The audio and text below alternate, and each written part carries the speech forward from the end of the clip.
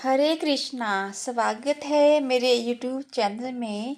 आइए श्रवण करते हैं श्रीमद् भागवत गीता का अध्याय का पहला महात्म्य। आइए सुनते हैं। श्री पार्वती जी ने कहा, भगवान आप सब तत्वों के ज्ञाता हैं। आपकी कृपा से मुझे श्री कृष्ण संबंधी नाना प्रकार के धर्म सुनने को मिले हैं, जो समस्त लोक का उद्धार करने वाले हैं।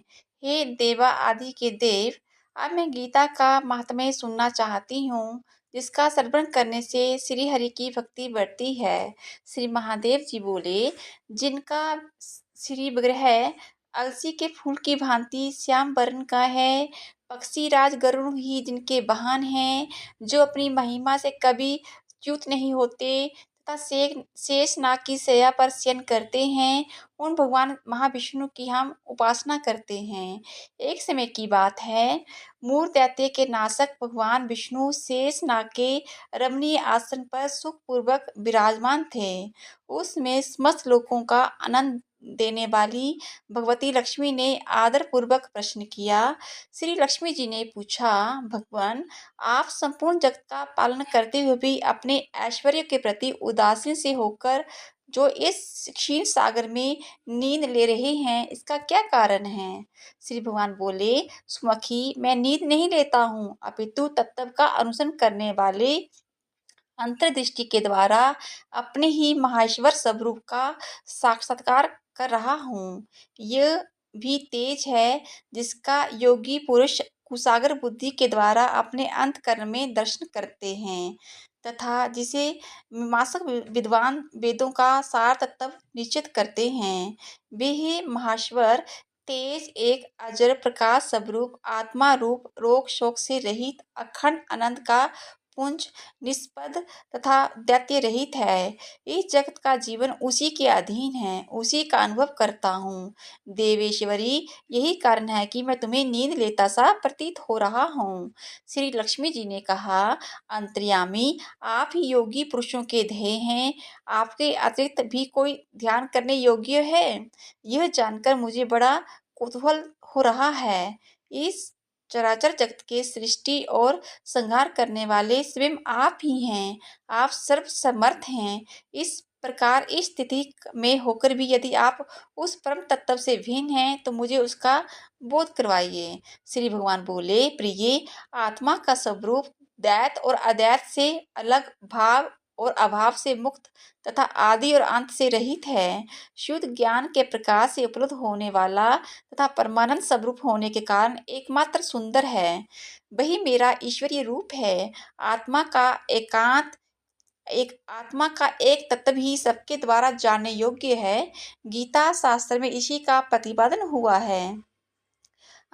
तेजस्वी भगवान विष्णु के ये वचन सुनकर लक्ष्मी देवी ने शंका उपस्थित करते हुए कहा, भगवान यदि आपका स्वरूप स्वयं परम आनंदमय और मन वाणी की पहुँच के बाहर है, तो गीता कैसे उसका बोध कराती है? मेरे इस संदेह का भी निवारण कीजिए। श्री भगवान बोले, सुंदरी सुनो, मैं गीता में अपनी स्थिति का वर्णन करता हूँ। 5 अध्यायों को तुम 5 मुख जानो, 10 अध्यायों को 10 भुजाएं समझो तथा 1 अध्याय को उदर और 2 अध्यायों को दोनों चरण कमल जानो। इस प्रकार ये 18 अध्यायों की बाढ़ में ईश्वरीय मूर्ति ही समझनी चाहिए। यह ज्ञान मात्र से ही महान पालकों का नाश करने वाली है। जो उत्तम बुद्धि वाला पुरुष गीता के एक या आधे अध्याय का अथवा एक आधे या चौपाई श्लोक का भी प्रतिदिन अभ्यास करता है, वो सुशर्मा के समान मुक्त हो जाता है। श्री लक्ष्मी जी ने पूछा, भगवान सुशर्मा कौन था? किस जाति का था? किसके कारण उसको मुक्ति हुई? श्री भगवान बोले, प्रिय सुशर्मा बड़ा खोटी बुद्धि का मनुष्य था। पापियों का तो वे शिरोमणि ही था। उसका जन्म वैदिक ज्ञान से शून्य और क्रूरतापूर्ण कर्म करने वाले ब्राह्मणों के कुल में हुआ था। वे ना ध्यान करता था, ना जप करता था, ना होम करता था, ना मेहमानों का आदर करता था। वह मूर्ख होने के कारण सदा विषयों के सेवन में ही लगा रहता था। हल जोतता और पत्ते बेचकर जीविका चलाता था। उसे मदिरा पीने का आदत थी तथा वे मांस भी खाया करता था। इस प्रकार उसने अपने जीवन का दीर्घ काल व्यतीत कर दिया। एक दिन मूर्ख बुद्धि सुशर्मा पत्ते लाने के लिए किसी ऋषि की वाटिका में घूम रहा था। इसी बीच काल रूपी धारी काले सांप ने उसे डस लिया। सुशर्मा की मृत्यु होगी। वह अनेक नरकों में जा वहां की यातनाएं भोगकर मृत्यु लोक में लौट आया और वहां बोझ ढोने वाला बैल हुआ। उसमें किसी पंगु ने अपने जीवन को आराम से व्यतीत करने के लिए उसे खरीद लिया। बैल ने अपनी पीठ पर पंगु का भार ढोते हुए बड़े कष्ट से 7-8 वर्ष बिताए। एक दिन पंगु ने किसी ऊंचे स्थान पर बहुत देर तक बड़ी तेजी के साथ उस बैल को घुमाया। इससे वे थककर बड़े वेग से पृथ्वी पर गिरा और मूर्छित हो गया। उसमें वहां बहुत सारा लोग इकट्ठे हो गए और उसे जन समुदायों में से किसी पुण्य आत्मा व्यक्ति ने उसे बैल का कल्याण करने के लिए उसे अपना पुण्य दान दिया। कुछ दूसरे लोगों ने उसे अपने अपने पुण्यों को याद करके उन्हें उसके लिए दान दिया। उसी भीड़ में एक वेश्या भी खड़ी थी। उसे अपने पुण्य का पता नहीं था, तो उसने लोगों को देखा देखी में उस बैल के लिए कुछ त्याग दिया।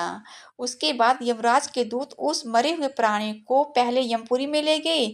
वहां ये विचार कर कि ये वेश्या के दिए हुए पुण्यों से पुण्यवान हो गया है, उसे छोड़ दिया गया। फिर वे भूलोक में आकर उत्तम कुल और शील वाले ब्राह्मणों के घर में उत्पन्न हुआ। उस समय भी उसे अपने पूर्व जन्म की बातों का स्मरण बना रहा।